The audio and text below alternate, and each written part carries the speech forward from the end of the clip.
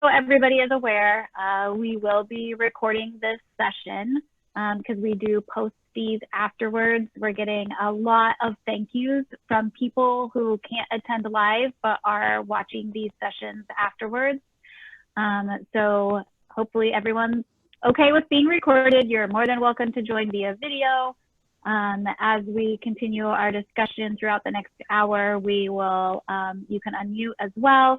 The chat is available, so please feel free, if you're comfortable, putting your name, district, email, Twitter account information, whatever you feel comfortable sharing with us, feel free to go ahead and put that into the chat. I am Amber Hefner. I'm the Executive Director of IDEA, and we have Whitney Miller, who is also joining us. Whitney is our Director of Finance. And then we are fortunate today to be joined by two phenomenal educators. We have Danielle and Billy with us today, and I will let them share a little bit about themselves, but I greatly appreciate the two of them sharing their expertise with us today.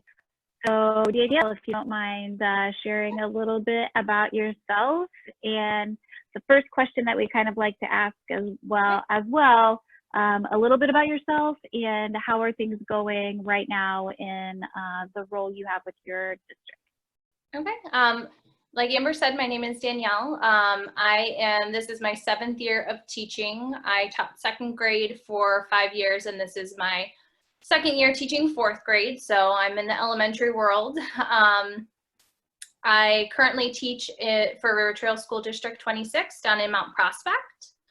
And in this past year, I worked towards my ST certification, and so that's for technology. So that's one of the reasons that I'm here to kind of help. I enjoy doing different PD for technology throughout the building and district.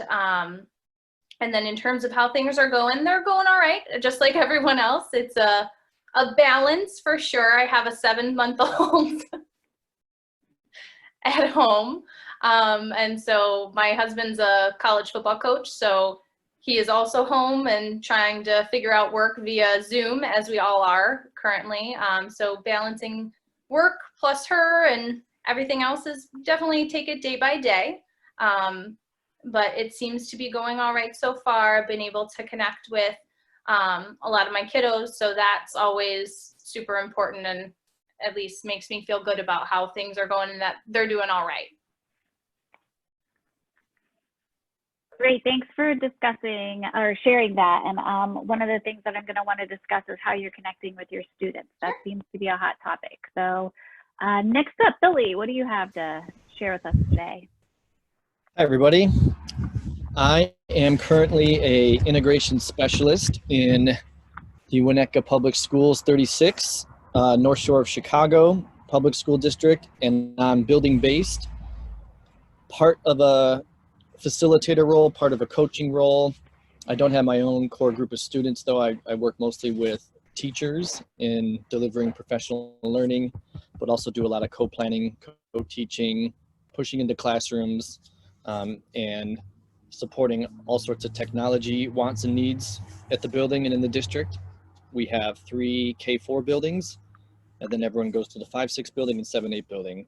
And we actually are on week 2 of our e-learning at this point, because we had spring break last week, but then we actually bowed out the week before, which I know was a little bit ahead of the governor's edict, and when a lot of districts cut the cord in getting kids to campus. So it's been interesting to see kind of in the midst now of week 2 how everyone's making some pivots and shifts and addressing teacher feedback and parent feedback and the workload and navigating the synchronous bit to asynchronous bit, which has been a big shift for many teachers. So most of it has been really great. I mean, there's been some growing pains for sure, but it's been really remarkable to see which I think we tend to not give students as much credit for whether it's learning a new tool or being flexible, because the kids more or less are just fine and are figuring a lot of things out. But it's been interesting to see how teachers have been quick to lose all cognitive functioning because of the unknown and because of the stress, like we said, toggling children, personal, school. So all those things are huge. But I think our district's done a pretty good job. And, you know, talking to different colleagues, everyone's in different places with this whole game, but the live synchronous connections that have been made has been the thing parents have spoken most highly about in bringing the group together. And I know every district has different protocols and practices and agreements in place. But that's been the biggest plus and the biggest hit so far, is getting these kids on calls together and really leveraging live synchronous sessions when they can, without taxing the teachers too much, and making sure everyone's taking care of their home peeps too. So, but yeah, it's kind of all hands on deck: text messaging, emails, smoke signal, whatever we can do to get teachers supported. You know, it's run the gamut in these 3-ish weeks so far already. That's what we're very much hearing, and Billy, you just alluded, you know, to the same thing that I think I do kind of want to spend some time on right now talking about, is how are you addressing those synchronous live opportunities with your students? You know, because we're seeing the gamut from there as well. My son, I think maybe in 2 weeks, has had one you know, live opportunity with any of his classes.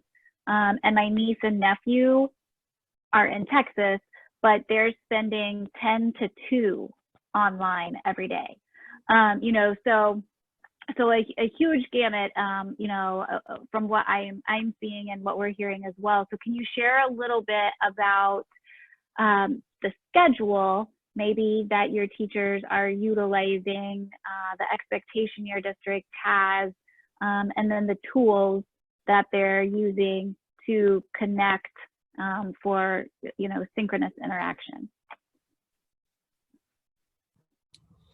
Yeah, so we kind of, and some teachers, you know, and this has been interesting too, like as a tech enthusiast, and of course, seeing the value in it and practicing all those practices regardless of pandemic or not having a pandemic, it is kind of been a giant reckoning and kind of told you so moment for those that have ignored a lot of this for years and years and years, either because their headspace hasn't been in the right frame of mind to explore it, or leadership hasn't supported that, or instructional practices and individual concerns and worries have come into play.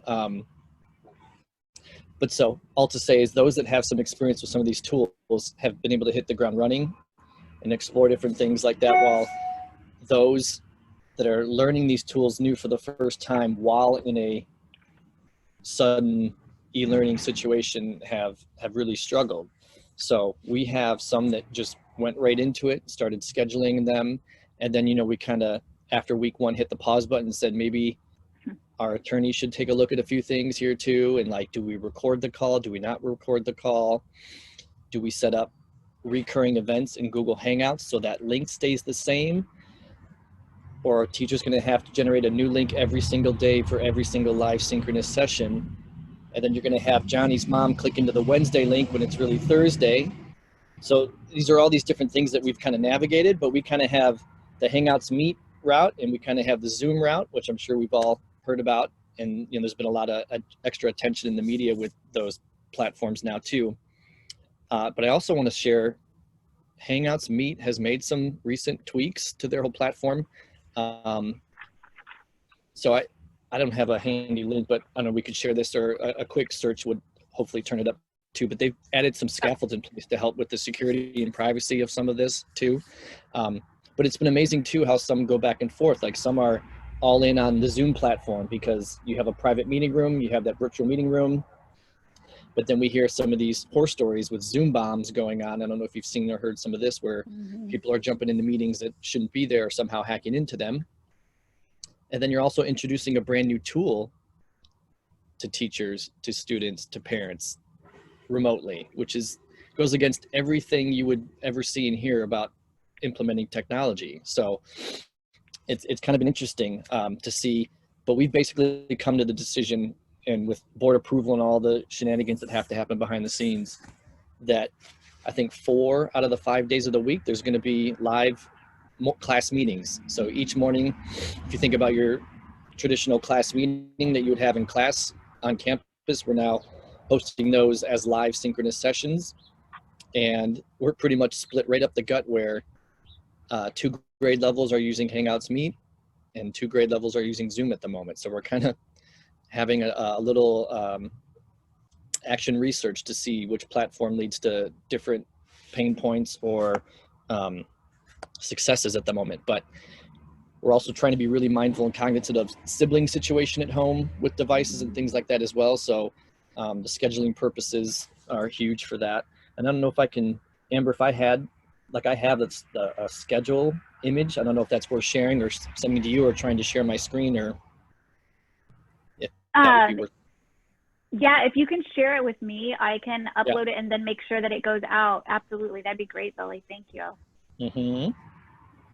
And I did put in the link into the Google Meets update as of March 19th. So yeah, it has some of those strategies on there. How about you, Danielle? How is it going in your district? Overall, I mean, I honestly, like my school district, it's a very small school district. It's K-8. So there's 2 elementary buildings and a middle school building. And I think our district admin has done a really nice job of getting things just kind of set up. We had spring break last week, and the week before they had called it. So same kind of situation. And the first 5 days of our initial e-learning on those emergency days were actually planned by the instructional coaches. So then that gave us some time to sit down as teams and kind of work through and decide like where we were going to. I will say the one thing that I really appreciate is that everything is really open in terms of grade level teacher preference, which I think is really important right now. I mean, I completely understand that there's a lot going on for everyone, and it's one of those situations where everyone wants to know what's the right way to approach something or the right way to do it to try and make it the most successful. And I think the hard part right now is that there is no right or wrong answer to anything. And I think as long as people are like trying their best, which I really do believe that's happening, but I think that's why we're seeing so many discrepancies between school districts, even within school districts, between grade levels. And I mean, we've been, in terms of connecting with kids, that's kind of been left up to us in terms of like, there's currently no set requirement on how you have to connect with the kids, whether it's face-to-face, whether you do Zoom, it's actually been open to us to either do Google Hangouts, Google Meet, or Zoom. We did have to go through, there were some more recent things sent on for like a training video to watch to make sure you know how to adjust your settings, add passwords, close off the like setting up the waiting room, which now Zoom actually updated. So automatically any school accounts, they set up the waiting room feature so you can let them in versus just people being able to join. I mean, for me, what I've been doing, and then everything else, our district has Schoology, but then a lot of the younger grades also use Seesaw. So there's been a mix of Seesaw, Schoology, Google Classroom too. Again, that part has been nice to have the flexibility, but it is a little tricky because then you do have people pushing out information in different ways, but they also made a district site. So each grade level has the same plan of here's what we're covering for each content, and it's linked right into the site. So, and then each grade level, each school it's all on the district site, and then each school has their own where at least parents can go to that resource. And then within there, it'll have like, here's the reading and writing assignment for the day.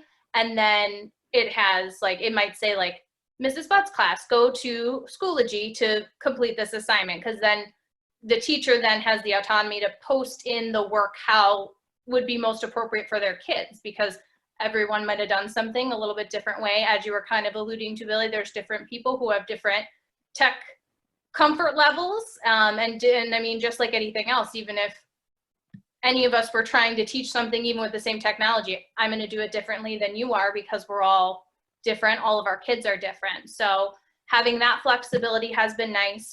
But something I've been trying to do to keep that consistency with them right now, like I said, that first 5 days were already kind of planned for us, which was nice. So we could start looking at what we kind of wanted to do moving forward. And then we've started identifying specific learning targets for each grade level to focus on what we're going to do from now through at least through the 30th, and then see from there that we're going to focus on. And so our school district, based on the ISB recommendations, decided, because we are a Title I, by school specifically, is considered a Title I school within our district. And so we are one-to-one, but there's been a lot of trying to get students, making sure if they don't have a device at home that they're able to check out their device. Like even down to our superintendent has been delivering hotspots to the houses. So to try and make sure that everyone has whatever access we can try and provide. So that's amazing. And then in terms of just my daily connections with the kids, I've been still trying to continue our morning meetings. So every day I have the same time where 15 minutes is set aside for a morning meeting. And then everyone, specialists, reading interventionists, ELL teachers, they're all connected to specific grade levels. So also kind of help connect with particular kids, make sure that everyone's being in contact. So we all created, each grade level has their own like contact log. So then we can all have access to that and like kind of log who's been in touch, how, to make sure everyone's okay and get in touch. So that's been nice too. Especially because you have people who have different relationships with kids throughout the building. So that's nice to be able to have other people reach out and connect with them. So I've been doing a morning meeting every morning at the same time. And then I've also been setting up kind of like a help desk is what I call it for them, but it's like office hours where they can connect through Zoom with me. And then I'll kind of let them in one or two at a time to address anything. And I've been trying to keep those consistent so they can have a little bit more face-to-face time as they need. That's awesome. Are you finding that they're utilizing that time with you? They are, and what it ends up being, I do get some of the same kids, but a lot of it ends up being, I don't have a question, I just want to say hi, and Yeah. it's fine, and I encourage that too, just because they need those connections. Right. And I mean, some of them are lucky to be home with, you know, parents and little siblings that they're running around with, or older siblings, and then some of them are home with like just grandma or grandpa, and they, you know, maybe have a much older sibling, or they're an only child, so they just need a little bit more kind of interaction. So they will utilize it. I do find, which I'm actually kind of surprised me a little bit, is that I get more questions and everything from the kids through email. I get a lot from parents through email, which is fine. We also set up Google Voice. I forgot about that, Google Voice numbers, so that they could connect directly to our phones, but not have like personal numbers. So that was something that a lot of people in my building set up just as another line of contact. But I find between the three, like more and more are starting to jump onto the Zoom. I have a lot more that join for the morning meeting, kind of some more of those social type things. And then via email has actually been much more than I anticipated, especially giving more face-to-face options. Right. Yeah, that's interesting. And it'll be interesting to see if if you continue to kind of see that transition where maybe the email backs off a little, and, you know, as they get more comfortable with Zoom, they start utilizing that more.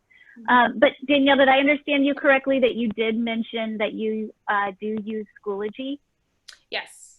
Okay, because we did have a question in there about student or Schoology conferencing. and are you familiar with that portion of Schoology? And Deanna, if you want to come off mute and ask a more specific question than what you put in the chat, feel free. Oh, no, you got it. Okay. I just didn't know if you had used that feature in Schoology. To be honest, I have not used that feature yet. I mean, there's certain things through there that I obviously use, but that was one that I have not used at all with my kids yet. Okay, yep, we haven't either, and I've been meaning to explore it, but they had opened up Zoom for our district, so I sort of put that on the back burner, and Yeah. I've gotten through the grapevine that Zoom may be going away, so I want to make sure my teachers have some kind of background, you know, because I don't want them to miss out on those interactions like you've been talking about with your students, because it's just so critical. And that for me, I think right now, that's as much as, yes, the curriculum's important, and that's kind of been my biggest focus right now, is making sure that they're okay and keeping up with those just kind of social emotional check-ins. Right. And we are actually we hopefully may have some more information on Schoology before long, so keep an eye out on that. I can't share anything right now, but hopefully, fingers crossed, we'll be able to potentially answer some more of those questions and have a little more information and engagement with Schoology in the next few weeks. Billy, are you familiar with Schoology? You guys don't use that at Winnetka, do you? So, in my elementary world, no. But our 5, 6, and 7, 8 building, are heavy Schoology. And based on, we have a help ticket system in district-wide too for troubleshooting and tech issues. I don't know, Danielle. That's what I was actually that was the other thing I was gonna comment on.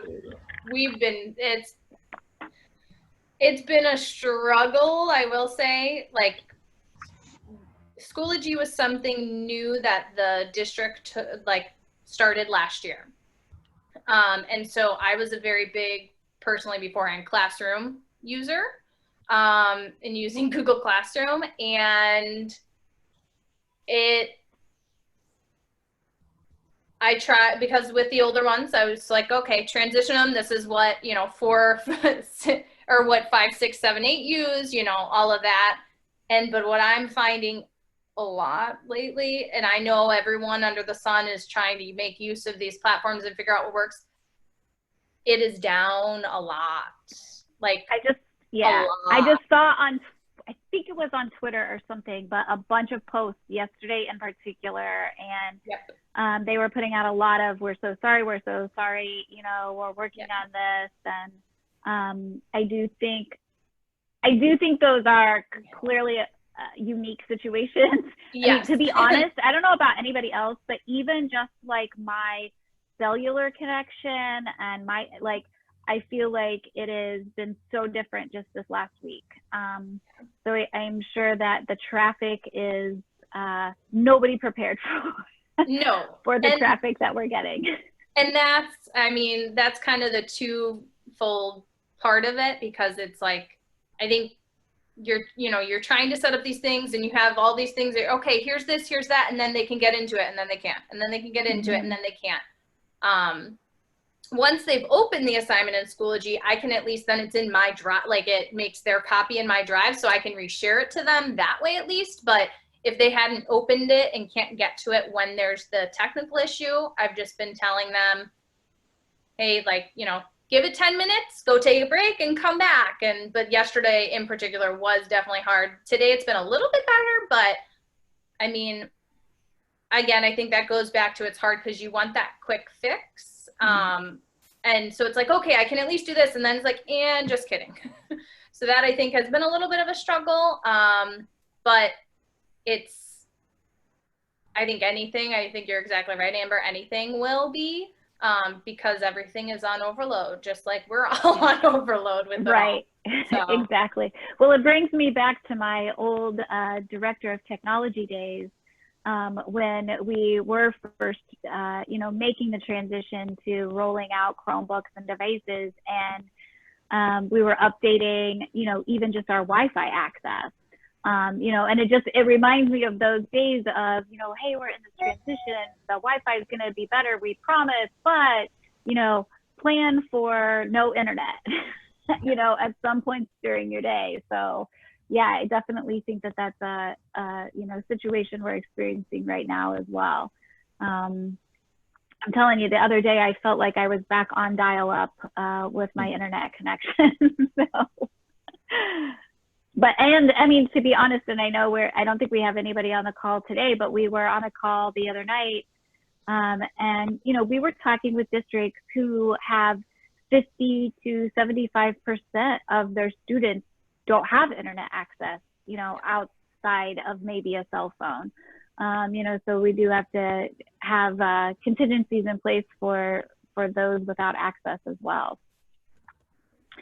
So what are some of the things that, I know you both kind of talked about this as well, you know, that there's been some great things, and we kind of just talked about some of the obvious technology application issues, but we're definitely in this for the next 4 weeks anyway, if not longer. So as you look down the road, you know, where do you think in 2 weeks, what are some things that you're seeing kind of now that you're already planning for and looking at potentially making changes, fail forwards, I will call them, you know, in the future? So something I was going to actually ask you guys is, and our approach in Winnetka was, you know, that first week, 2 weeks ago now, was reinforcing, checking in with kids, getting some platforms up and running. No new instruction, no new concepts introduced. Even this week after spring break, it's still more reinforcement, trying some new things out and getting the kids all up and running. But something I've continuously reminded grade level teams and administrators and teachers and things like that is the whole feedback piece and assessment piece, and how it's really forcing a lot of teachers to rethink the whole way they assess their learners or how they're going to do that in an e-learning environment.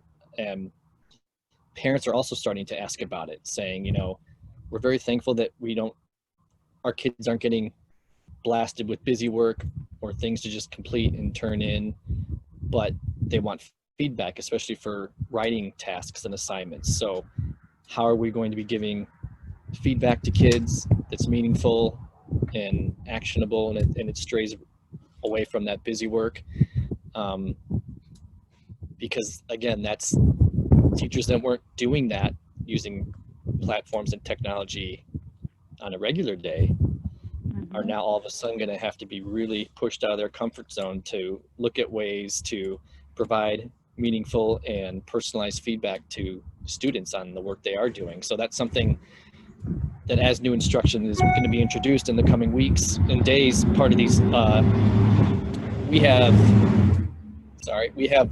like weekly learning menus, kind of, the grade level teams are creating, but how we're going to really look at this feedback and assessment piece is something that I think's prominently featured on our radars. That is a great point, Billy, especially with the you know, philosophy, I suppose, that districts are taking, because I have, you know, similar, I've heard some people are just looking at enrichment and skill review, whereas some are looking at, we're going to start adding in new content. And so obviously with adding in the new content, clearly that there needs to be that feedback and assessment piece. Have you guys talked about that, Danielle? So what our district has decided is that we're going to do more of the diving deeper into the standards and more of that enrichment piece. So what we actually had meetings this week to start looking at and identifying, based off of certain standards we've covered, identifying certain power standards for each grade level, and then building out like what kind of those specific objectives will look like to kind of dive in a little bit deeper. And that's what we're going to use to plan moving forward. So there still will be, it won't be anything brand new, but it will be just kind of a deeper dive into that content. But that, again, that's another piece that I do think is kind of hard when districts are, they're all different, but I also get that's kind of like, I feel like when I think about that, like, because there's all these different inconsistencies, I think are part of what caused like different like panic or stress in all of us, because it's like, wait, am I doing what I should be doing? Am I doing, and it kind of goes back to that point of there really is no right, like clear cut, this is the only right way to do this, because I don't think anyone really knows what's going to be the right way until we all look back at it later on and can say, okay, well, that went really well, that didn't, and just continue to make those changes as we go, I think is the best thing we can do right now. In terms of what we've been told to focus on when we are doing these future assignments is that feedback portion and talking with kids. Like there is no like necessarily grades on anything, but really talking and giving that more specific feedback in the different notes of what they're doing. That's kind of where we've been directed to. Our two big focuses are that keeping things like simple in terms of not introducing a ton of new, whether it's a ton of tools, a ton of content, anything like that, but keeping things simple and purposeful. Those have been kind of the two big focuses. And within that, it's really relationships and then feedback, like focus on the relationships with the kids and continue to build on that. And then as they're doing their work, giving them that specific feedback. So just even feedback in regards to like when you're meeting with them, giving them that feedback, or, you know, feedback as they complete or as assignments or activities. Yeah. Mm-hmm. Yeah. Okay. In the ideal world, when Schoology was working for me, I was going in while they were also on it too, and able to kind of do, you know, they're all working on it at different times. So there is a piece of that again, that flexibility piece, I completely get it. Because as we've all said, it's different even for us working from home. So imagine them at home and with everything else going on. So some of them are completing it certain times throughout the day. But trying to go in and give them that feedback either while they're working or so they can take a look at it has been some of the things that I've done. I've done a lot with Flipgrid. Absolutely love Flipgrid, as I'm sure many people out there do.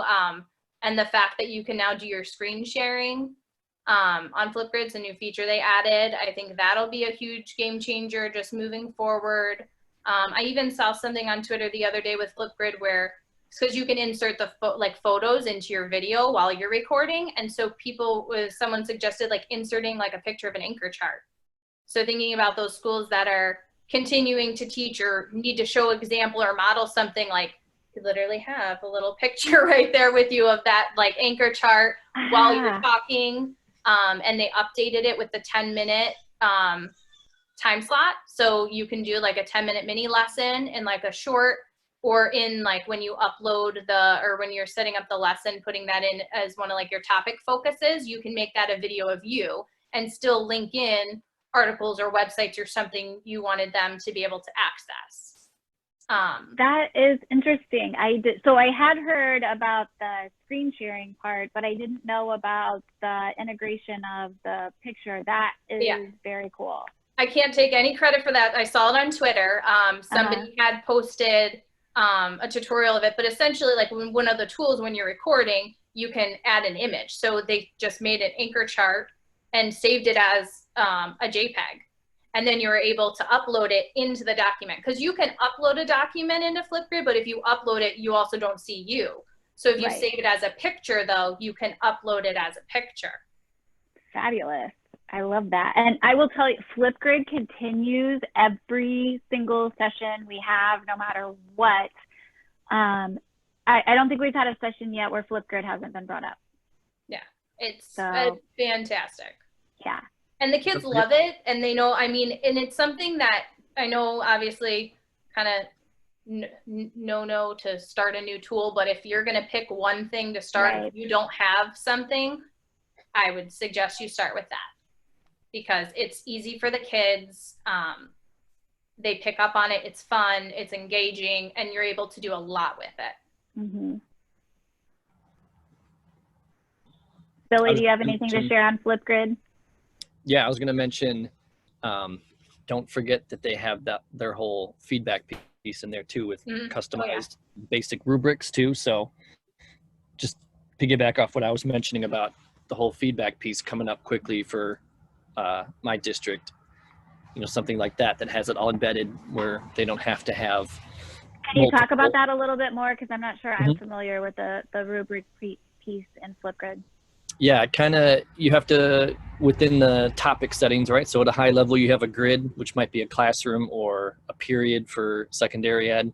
And then within the grid, you have all the different topics. So each topic, you can enable the feedback piece and either toggle it to basic feedback, which is just kind of basic, almost if you think about kind of like a pass-fail type thing, very simplified, but students will see that on their submissions. Or you could customize your own rubric to be more specific to some of the items the students were maybe supposed to comment on or address in their video submission, and then they'll get that feedback, quickly, depending on how the teacher is planning to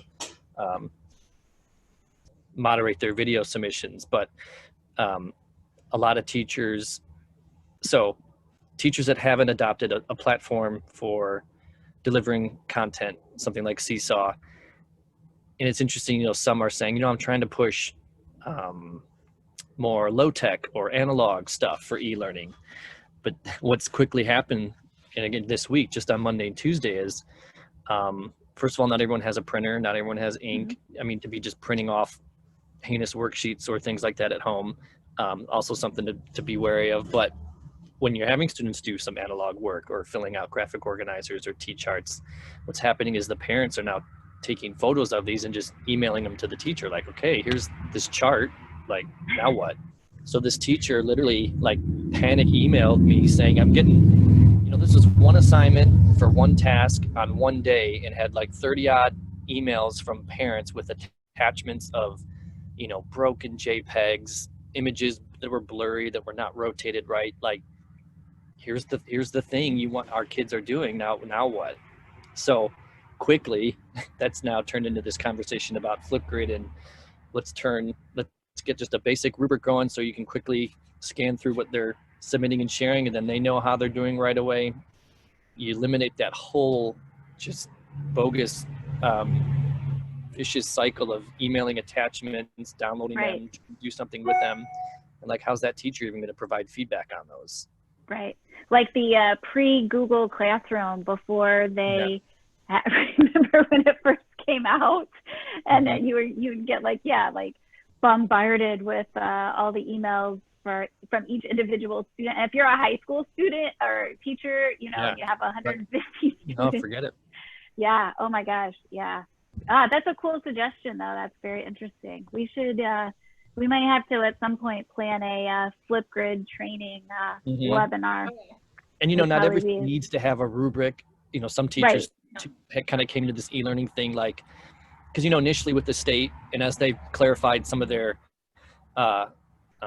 must-haves and things like that, there was this whole hour allotment and how that was being interpreted in different ways, and making sure that every minute doesn't have to be on a screen, every minute doesn't need to be accounted for or quantified or things like that. But teachers went that way, some of them with the thinking okay, everything that's in this learning menu or this plan has to be somehow accounted for, or things like that. So just re-emphasizing that, and now week 3 has gotten a lot easier in lowering anxiety and blood pressure with teachers and parents too. But the other thing I was going to ask you guys is the parent piece, and we're having a lot of parents having a hard time understanding the jargon or feeling inadequate to kind of be facilitator at home with some of this.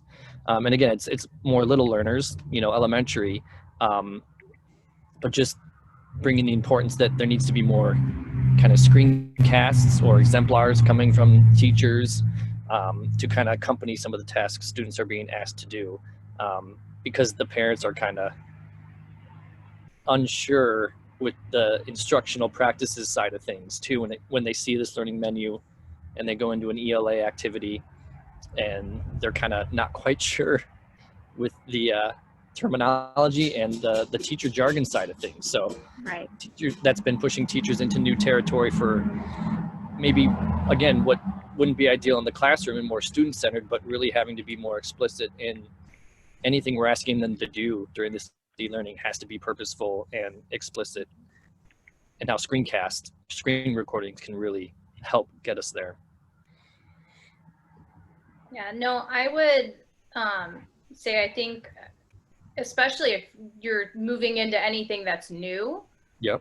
For me, the thing that I keep going back to is moving forward as we're thinking about whether you're teaching new content or you're diving deeper in new ways, as we are all starting to get used to this new way that everything's rolling for at least the next month, is that just because it's going to look different doesn't mean that everything you know about best practices in teaching go out the window. So like for me, one of the things, like in one of my first morning meetings that I set up with the kids, however many kids I had, the first thing we talked about was going to be Zoom etiquette. Just like in the classroom, what are the expectations? How do you mute yourself? Let's talk about this. Like, I already have them muted when they come in, but mine are also fourth graders, so I don't have it set where I'm the only one who can, because I want them to learn how to be able to do that, because there's a piece of just problem solving with that. And we all have to adjust to a little bit new normal. So for me thinking about that, like that was one of the first things we did. And then today, like 3 days into it, of setting up these specific meetings, we all came in. Do all remember where's our mute button? How to, do that? They know where the chat is. Like, we went through all of that just as a reminder. And then we were able to go into our morning meeting, do our greeting, do, our question of the day, and kind of go through that and just kind of review anything they needed to do today, any questions, and it literally took like 2 days of just kind of reviewing and going through that. And I think the same, like, that's just a little example of, no matter what would you do in the classroom? You have a new tool, you're going to let them, whether they're trying out a new tool or they're trying out content, however you're going to approach it, you're going to need to approach it the same. Whether that means you're recording a video of yourself explaining those directions, or you're walking them through it, you still need to follow those same steps. Like, that stuff doesn't just go out the window because it's now online. That doesn't mean, like, yes, they know, it's like anything else. They are very good at using technology, figuring out a tool. They'll probably figure it out faster even than some of us at times. Like, you give them the opportunity to explore, and then they'll be like, oh, hey, I figured out how to do this. But that doesn't mean they know how to use it purposefully. And that's where I think we really need to continue to focus. It's not necessarily about the tool or about how we're doing it. What's the purpose behind it? What do we want them to be able to do? What's that goal? And then thinking, how are we going to get them there? That process is still the same to me, whether we're face-to-face or we're computer to computer, whichever way that's going to work. And I think that's the piece that teachers need to all remind ourselves of that. And I think it's so hard because again, it goes back to, I think everyone, parents, kids, teachers, admin, everyone involved in this situation is trying to figure out what's the right way. And I think there's a piece of, we have to go back to the basics of what we know is right, and just trust that as we go through, we make those little adjustments. And that's, I think, the only way we'll all kind of keep our sanity. It reminds me of, I'm sure you and Billy are too young to remember Harry Wong, but it does bring me back to the Harry Wong days. When I was first teaching, Harry Wong was the guru of establishing the first week of school and what should that look like. Mm-hmm. And I think you make a phenomenal point that we do have to bring ourselves back to, one, you are reestablishing your classroom climate, and culture right now in this new setting. And then for many experienced educators, we are back to being first-year teachers and having to, establish the norms and establish those, expectations, and really focusing on, I love the way that you're saying that, Danielle, focusing on the purpose of what we're doing. Really not just even the purpose of the technology that we're using, but the purpose of the activities that we are doing. Great point. Definitely had that book. I can picture the kind of. I have it too. Yeah. When you said his name, I was like, I know what you're talking about. Yes.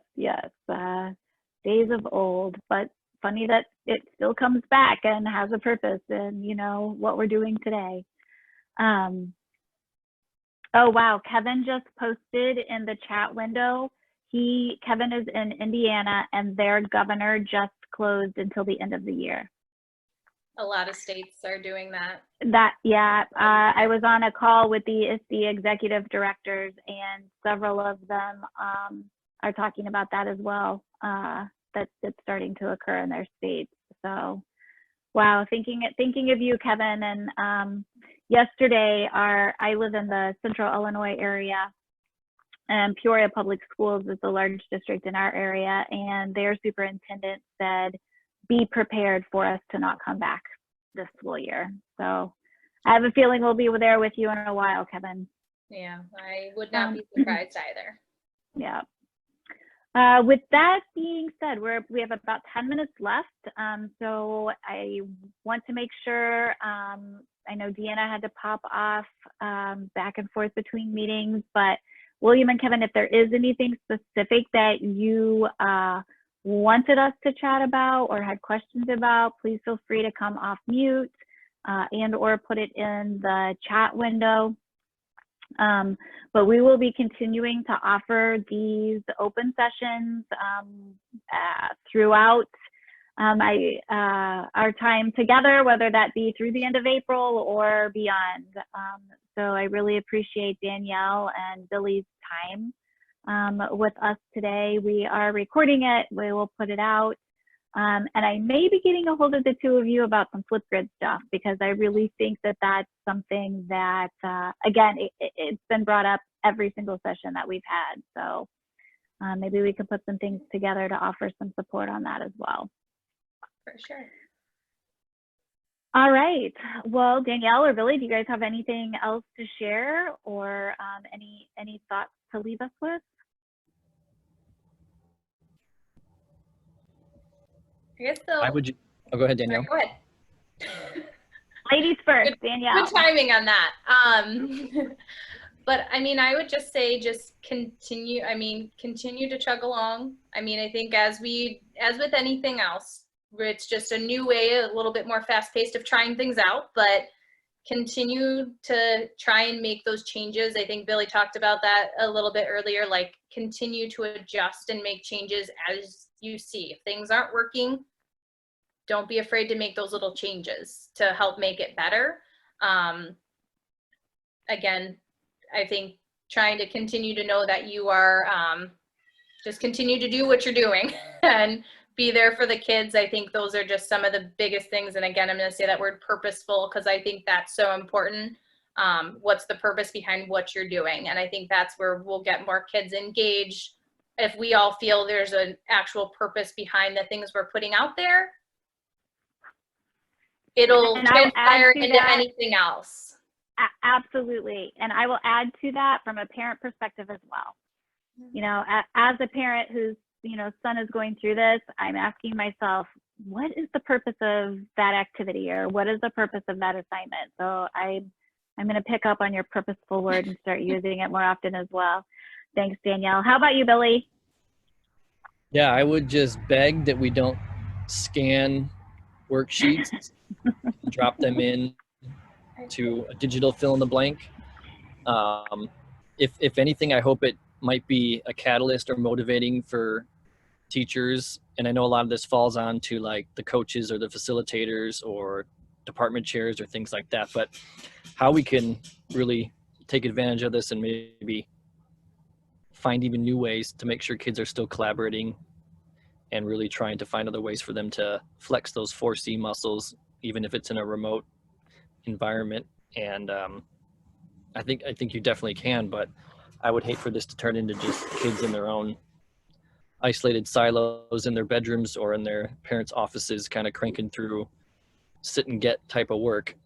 Right. So, absolutely. Thank you for sharing that as well, Billy. And on that 4C note, if you go to our home learning page, and I'll put it in here, but we did take that approach of designing activities for elementary, middle, and high school, specifically targeted on the 4Cs. So we have one 1 day a week of an activity for social emotional learning for each level, elementary, middle, high, and then 4 days a week of an activity based on the 4 C's as well. So feel free to use that if you find the need. And then thank you, Whitney, for putting in the PDH link. Danielle and Billy, feel free to join that, fill that out as well.